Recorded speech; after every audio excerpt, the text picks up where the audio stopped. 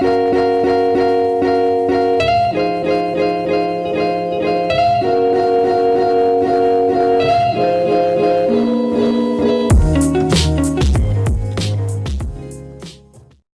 guys! Clifford here. Welcome back to my channel. Sa ngayon, ituturo ko kung paano gumawa ng thumbnail para sa YouTube nyo at kung paano lagyan ng white border ang pics nyo.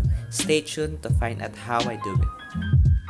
But first, make sure you click that subscribe button and hit that notification bell para ma-notify ka sa mga videos ko. So without further delay, let's get started. First, open natin ang Picsart app. Click natin yung edit photo at choose tayo ng background. Pagkatapos nito, i-click natin yung text at i-add natin kung anong gusto nating ilagay sa ating thumbnail. For example, lagay natin how to put. Tapos, mamili tayo ng kulay at font na gusto natin. After, if you think okay na yung nagawa mo, i-save mo na lang at gawa naman tayo ulit ng panibagong kulay at panibagong text na gusto nating ilagay sa ating thumbnail. So itong background ay magsisilbing kulay at mamaya ipapakita ko kung paano natin o ano ang magiging resulta ng ating thumbnail. Tapos repeat lang yung process kung ilang kulay ang gusto mo para sa thumbnail mo. Dito may nagawa na tayong dalawang background na may kasamang text at mamaya isasali natin yung pangatlo nating nagawa at tingnan natin yung resulta.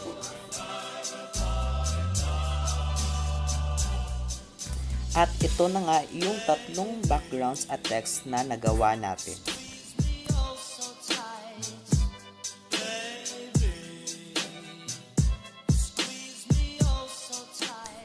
After saving it, punta naman tayo sa next procedure. I-click natin yung edit photo, tapos punta tayo sa gallery natin at hanapin yung picture na gusto nating lagyan ng white border. Katulad na lang nito. Pagkatapos mong mahanap, ay i-click natin yung cutouts.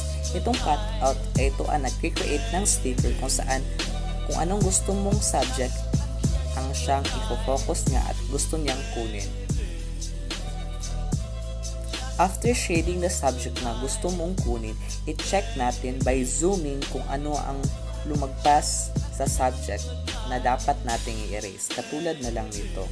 So, ayaw nating may makitang ibang backgrounds. Gusto natin yung subject lang ang makikita. So, i-check natin at i-erase ang dapat i-erase.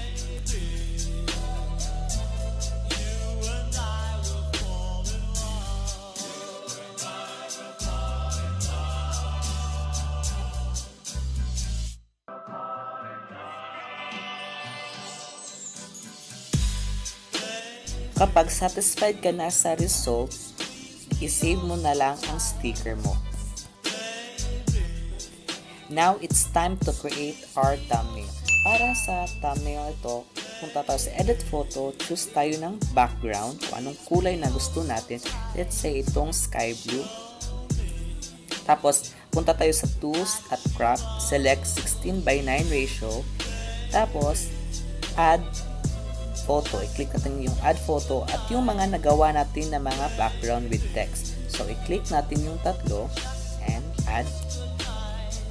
So, yung gagawin natin is i-crop natin ng maigi yung nagawa nating background.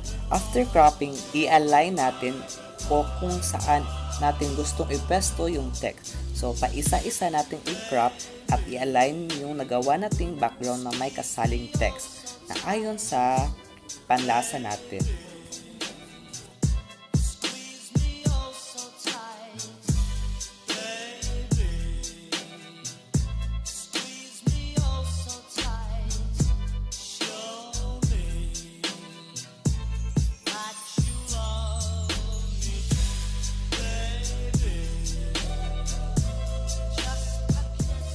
Once na pwesto mo na yung tatlong backgrounds at okay ka na sa resulta, i-click lang natin yung check at ngayon i-add natin yung nagawa nating sticker para lagyan natin ng white border.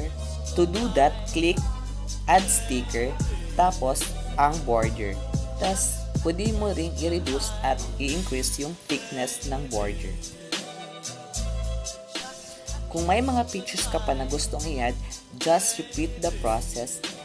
Tapos, i-click natin yung border and adjust the thickness. If gusto nyo mag-draw ng broken lines, i-click lang natin yung brushes, tapos select itong broken lines at choose what color you want. Tapos, i-align lang natin, i-draw lang natin kung saan natin gusto. So, ayun lang siya, ganun lang siya kadali.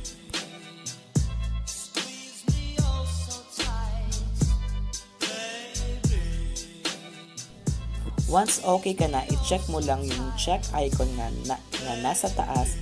Tapos, para mas maganda yung thumbnail natin, i-click natin yung text.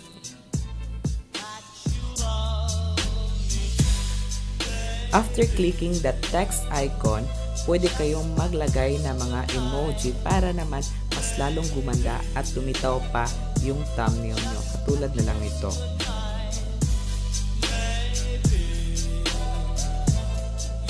And you are now ready to save your thumbnail, and here's the final result.